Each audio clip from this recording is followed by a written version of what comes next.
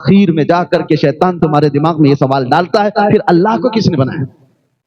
تو اللہ کو کس نے بنایا؟ یہاں تک تمہیں لے آتا ہے، اور یہی ہے جو عقل دھوکہ کھانے لگ جاتی ہے۔ اسی لیے اپنے عقل کا بھی استعمال کرو، اور جہاں عقل تھک جائے مالک عقل اور عقل کو صحیح پرکھنے والے کامل عقل والے انسان کامل محمد الرسول اللہ کا سہارا لو۔ بات یہی ہے۔ اب یہاں پر ایک اور بات بتا دوں، عقل کا استعمال کر کے نشانیوں سے آدمی سمجھ تو سکتا ہے۔ دھواں ہے کہیں پر، دھواں کہیں ہے، آپ بغیر وہاں گئے اتنا تو کہہ سکتے ہیں آگ تو لگی ہوگی۔ آپ نے آگ نہیں دیکھا لیکن دھواں دیکھ کر آپ کو کیا لگ رہا ہے؟ آگ ہوگی۔ آگ کے بغیر دھواں آیا کیسے؟ یہ اتنا سینس تو ہے آپ کو، آپ گئے نہیں، دور بیٹھے۔ یا عقل کا استعمال ہے، یا عقل کے استعمال سے آپ نے کہا۔ میاں کبھی کبھار ایسا ہوتا ہے، ہر جگہ عقل ساتھ نہیں دیتی، ہر جگہ عقل کامل نہیں ہے، اسی لیے اس عقل کو مرید بنانا پڑتا ہے کامل انسان کا، کہ اتنا بھی آزاد نہ ہو جائے۔ عقل، فلسفی لوگ صرف عقل استعمال کیے گمراہ ہو گئے، صرف عقل۔ اسی لیے جو لوگ آج ایتھسٹ بنے ہیں وہ صرف لاجک بات کرنا چاہتے ہیں، وہ صرف محسوسات کو بات کرنا چاہتے ہیں، جو چھونے پر معلوم پڑے، جو چکھنے پر معلوم پڑے، جو دیکھنے پر معلوم پڑے، جو سونگنے پر معلوم پڑے، وہی چیز کا ایگزسٹ ہے، وہی ہے۔ باقی جو چیز نہیں ہے وہ خیالی ہے، کالپنک ہے۔ میاں ایسی کالپنک بہت ساری چیزیں ہیں آپ کو پتہ نہیں۔ آپ کو ایک تھپڑ بھی لگاؤں اور اس کے بعد کہے سر میں مار دیا، درد ہو رہا ہے، میں کہوں کہاں ہے وہ درد؟ نہ چکھنے سے لگتا ہے، نہ سونگنے سے لگتا ہے، نہ دیکھنے سے لگتا ہے، احساس ہے۔ درد کا احساس ہے، وہ دکھتا کچھ نہیں۔ کوئی چیزیں ایسی ہیں جو ہیں، ان کا ایگزسٹ ہے لیکن اس کو احساس کرنا پڑتا ہے۔ یہ ساری باتیں عقل والوں کے لیے میں نے کہا۔ اب یہ آخری باتیں سمیٹتے ہوئے عرض کرتا ہوں میرے عزیزوں، عقل کو اتنا آزاد بھی مت رکھو، اتنا آزاد بھی مت رکھو کہ شیطان کس انداز میں آتا ہے پتہ ہے؟ مسلم شریف کی حدیث ہے، میرے آقا صلی اللہ علیہ وسلم فرماتے ہیں وہ شیطان سب سے پہلے مسلمان کے پاس آتا ہے اور کہتا ہے زمین کو کس نے بنایا؟ تم یقین کے ساتھ جواب دیتے ہو اللہ نے بنایا۔ آسمان کو کس نے بنایا؟ شیطان سوال ڈالتا ہے، تم جواب دیتے ہو اپنے اندر سے ہی اللہ نے بنایا۔ درختوں کو، سمندروں کو، پیڑ پودوں کو، جانوروں کو، جنات کو، ملائکہ کو کس نے پیدا کیا؟ وہ سوالات ڈالتا رہتا ہے اور تم جواب دیتے رہتے ہو اللہ نے بنایا، اللہ نے بنایا۔ اخیر میں جا کر کے شیطان تمہارے دماغ میں یہ سوال ڈالتا ہے پھر اللہ کو کس نے بنایا؟ تو اللہ کو کس نے بنایا؟ یہاں تک تمہیں لے آتا ہے، اور یہی ہے جو عقل دھوکہ کھانے لگ جاتی ہے۔ عقل کو وہاں سہارے کی ضرورت ہے۔ یہاں تک تو تم نے حاصل کیا، چیزوں کو آپ ترتیب دے کر کے معلوم کر سکتے ہیں۔ ابھی کسی سے آپ بھی ڈیبیٹ کر کے بول سکتے ہیں زمین ایسی نہیں آئی، آسمان ایسی نہیں آیا، اس کو کوئی چلا رہا ہے یا کسی نے بنایا، لیکن جب بات چلتے چلتے خالق کائنات پر آتی ہے عقل وہاں پر کمزور محسوس کرتی ہے اپنے آپ کو۔ ایسی جگہوں پر میرے عزیزوں کامل عقل کے لیے کسی سچے انسان کی ضرورت ہوتی ہے۔ اسی طرح امام فخر الدین رازی ایک بہت بڑے بزرگ ہیں، فلسفی ہیں، منطقی ہیں، اور دلائل سے لوگوں کو عاجز کر دیتے تھے، پوری دنیا میں ان کے چرچے تھے۔ لیکن موت کا وقت جب قریب آیا تو شیطان ان کے پاس آیا، کہا رازی تم بڑے فلسفی ہو، منطقی ہو، سائنسدان ہو، بتاؤ اللہ کے ہونے پر تمہاری کیا دلیل ہے؟ اللہ کے ایک ہونے پر کیا دلیل ہے؟ امام رازی نے دلیل دے دی۔ موت کا وقت قریب ہے، سرانے کے پاس کوئی بزرگ کی شکل میں آیا ہوا شیطان، آپ نے دلیل دی، اس نے دلیل کو کاٹ دیا، دوسری دلیل دی اس نے کاٹ دیا، تیسری دلیل دی کاٹ دیا، اور شیطان بھی بڑا علم والا ہے، 360 دلیلیں انہوں نے اللہ کے وجود پر دی، ہم کہاں سے دے پائیں گے؟ 360 دلیلیں دی اللہ کے ایک ہونے پر اور اللہ کے وجود پر۔ جب اخیر میں عاجز آ گئے، ایمان ڈگمگانے جیسا لگا، آدمی پھر سوچنے لگتا ہے پھر ہے یا نہیں؟ میں جو کہہ رہا ہوں ہر چیز کا یہ سامنے والا توڑ نکال رہا ہے، تو پھر میں اپنی بات میں پکا ہوں یا نہیں؟ شک پیدا کر دیتا ہے شیطان۔ اس وقت جانتے ہو کیا چیز ساتھ آئی؟ فخر الدین رازی بیعت کیے ہوئے تھے نجم الدین کبریٰ، سلسلہ چشتیہ کے بڑے بزرگ ہیں اور صاحب دل بزرگ، صاحب کش اور پیر و مرشد زندہ تھے.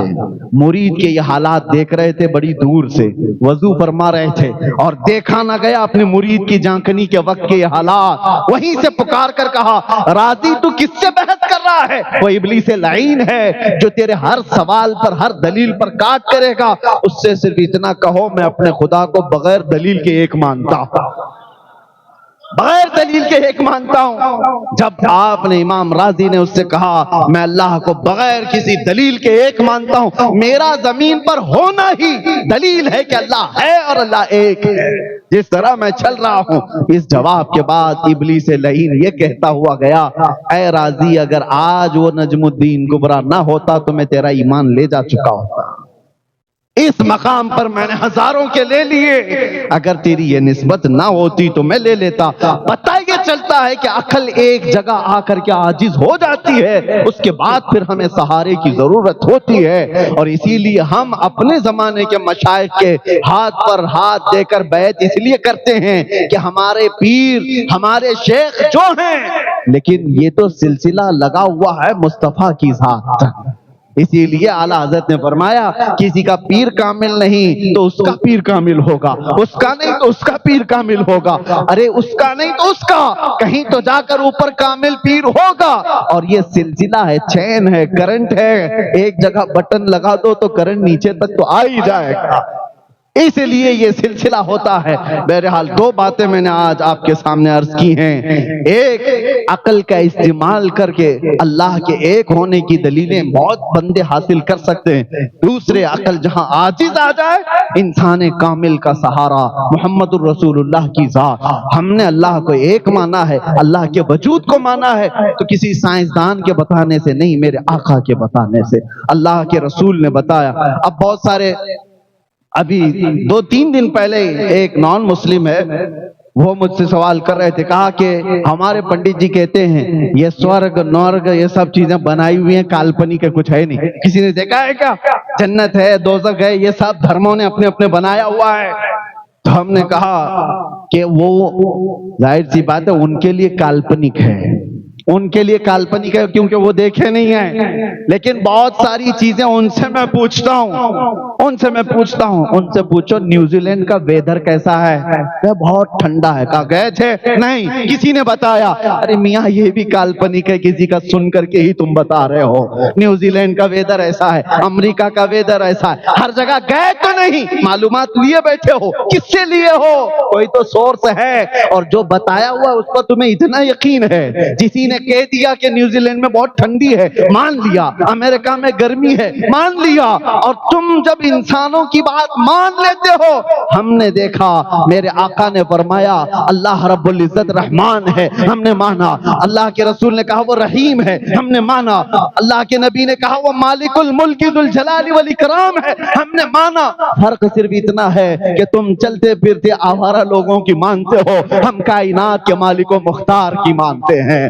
تم جن کی مان کر کے پوری دنیا میں چل رہے ہو، تمہیں ویدر بھی پتا ہے، ماحول بھی پتا ہے، امریکہ میں لوگ کیا کھاتے وہ بھی پتا ہے. گئے نہیں، سن کر کے تمہیں پتا ہے. اسی طرح میرے عزیزو، جو ہم تو جنت گئے نہیں، ہم تو دوزخ دیکھے نہیں، لیکن میرے مصطفیٰ معراج کی شب گئے ہیں، جنت بھی دیکھا ہے، دوزخ بھی دیکھا ہے. آ کے انہوں نے حالات بتایا تو پھر ہم کیوں نہ مانیں؟ اس لیے مانتے ہیں کہ بمصطفیٰ برساں خیش کے دی ہماؤس. اقبال نے کہا اپنے آپ کو رسول اللہ کے قدموں تک پہنچا دے، یہی دین ہے. کربوں نہ رسیدی تمام ابو لہبی، اگر ان کی بات نہیں مانا تو زندگی ابو لہب کی طرح. بات سمجھ میں آ گئی؟ ہم حضور پاک صلی اللہ تعالیٰ علیہ وسلم کی ذات پر یقین کرتے ہوئے ہم یہ ساری چیزیں لے کر چل رہے ہیں. باتیں بہت ساری ہیں، دلائل بہت ساری ہیں، لیکن اتنی بات میں آپ سے کہوں گا، پراؤڈ فیل کرو، فخر محسوس کرو کہ اللہ نے تمہیں اسلام میں پیدا کیا. پراؤڈ فیل کرو. سر جھکا کر جینے کا نہیں، سر اٹھا کر جینے کا موقع ہے. میرے عزیزو، کیا چیز کی کمی ہے تمہارے دین میں؟ اللہ نے تمہارے ان پیشانیوں کو اہرے غیرے نتھو کھیرے کے سامنے جھکنے سے بچا رکھا ہے. ہر کسی طاقت کو دیکھ کر تم نہیں جھکتے. ارے تم تھوڑی نہ وہ چوہے پہ بھی جھک گئے, بلی پہ بھی جھک گئے, سانپ پہ بھی جھک گئے. ہاں, جس کو طاقت میں دیکھا جھک گئے. نہیں, ہم طاقت کو دیکھ کر نہیں جھکتے. ہم صبح سے لے کر رات تک ایک ہی بات کہتے ہیں, اللہ اکبر, اللہ سب سے بڑا ہے, اللہ سب سے بڑا ہے. کیوں؟ ہم آئے تھے دنیا میں تو کان میں سب سے پہلے یہی کہا گیا تھا, اللہ اکبر. اور جب دنیا سے جا رہے ہوں گے جنازہ رکھ کر کے بھی امام صاحب کیا کہیں گے, اللہ اکبر, اللہ سب سے بڑا ہے. یہ مسلمان ہے جس کا عقیدہ ہے. ہر کسی کے سامنے اللہ نے تمہاری پیشانی کو جھکنے نہیں دیا. یہ کتنی عزت والی بات ہے. اللہ نے تمہیں محترم رکھا ہے, مقدس رکھا ہے, اور پاک اتنا رکھا کہ حلال و حرام کی تمیز دنیا میں دوسرے جگہوں پر کہیں نہیں ہے. آپ کیا ہیں, آپ کیا, جو بھی انسان کی فطرت کو میل نہیں کھاتی وہ تمہارے لیے جائز نہیں رکھا گیا.